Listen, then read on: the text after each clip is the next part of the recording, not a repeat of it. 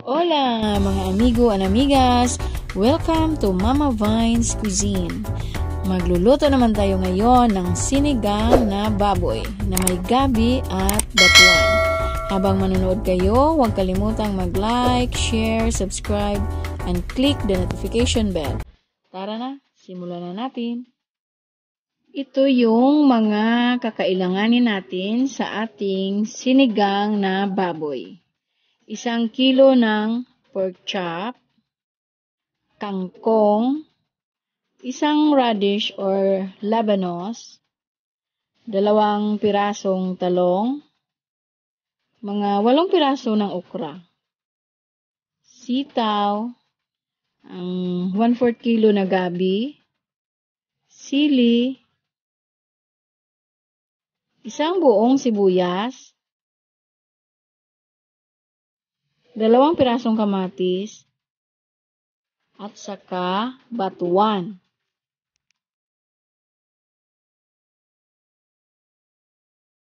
Yan, proceed na tayo sa pag-slice at pagbalat.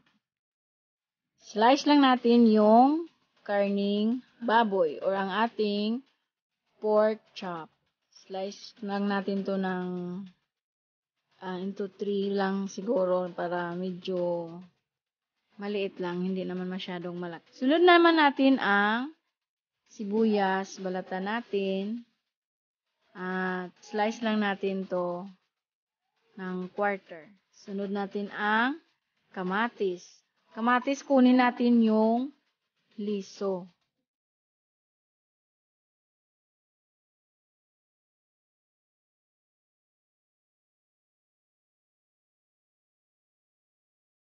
Tapos, sunod naman natin ang gabi. Hindi ako gumagamit ng peeler sa gabi kasi matigas ang balat. Yan, balatan lang natin.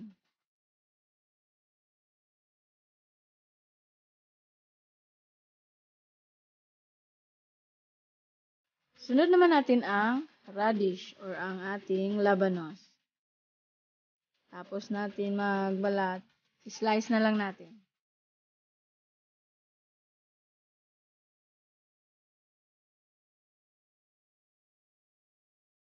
Tapos, sunod natin ang okra. Hatiin lang natin ang okra sa gitna. Sunod naman natin yung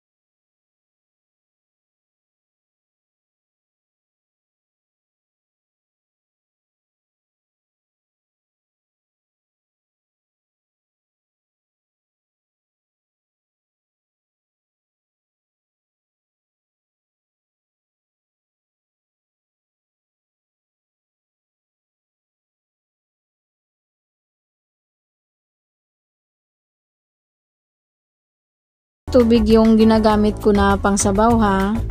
Before kasi ako nag-start kanina, nagpakulo muna ako ng tubig. Nilagay ko lang sa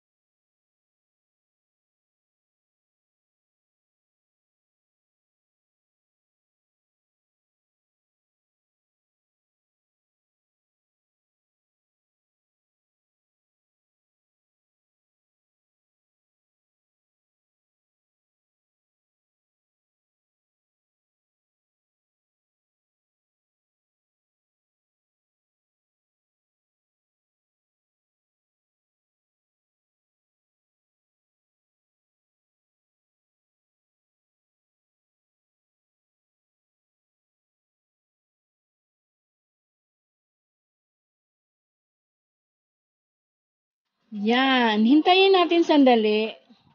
Kung makikita nyo, lumalapot na yung ating sabaw ha. Mga migs, chika muna sandali. Alam nyo mga migs, may isang sikreto ang pagluluto na hindi may bigay ng panimpla mo. Dapat, mahal mo ang ginagawa mo. Yun mga migs ha, para masarap yung luto nyo. Mahalin nyo ang pagluluto.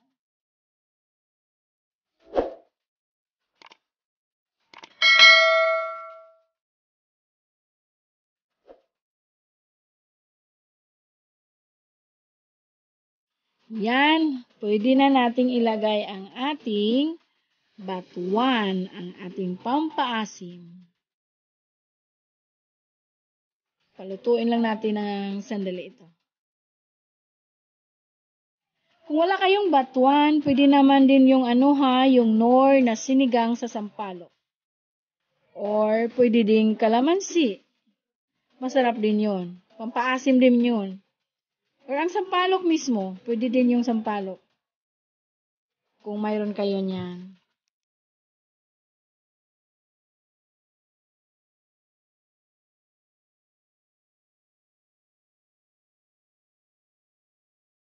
Yan, ilagay na naman natin ang ating kangkong at sili. Mabilis lang yan naman maluto eh. Pakuluin lang natin sandali, luto na yan.